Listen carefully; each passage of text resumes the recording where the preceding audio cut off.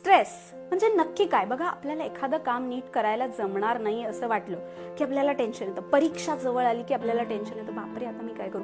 किंवा एखाद्या व्यक्तीला बघितलं तरी, बाई आता आज हे घरी येत आहेत, जेवण नीट नाही झालं तर काय म्हणतील, असा स्ट्रेस आपल्याला येत असतो. म्हणजे स्ट्रेस म्हणजे काय? एखाद्या गोष्टीचं आपल्याला थोडक्यात भीती वाटणे आणि मग त्या भीतीचं रूपांतर रागात होतं, मग फ्रस्ट्रेशन येतं आणि मग हा स्ट्रेस वाढतच जातो. मुंगीचं उदाहरण देते बघा, एवढीशी मुंगी आहे पण ती त्या मोठ्या हत्तीला पण हरवते. का? एक तर ती स्ट्रेस घेत नाही आणि ती शक्तीपेक्षा युक्तीचा वापर करते. तुम्हाला पण या स्ट्रेसला हरवायचंय तर सगळ्यात पहिले कामाचं नियोजन करा.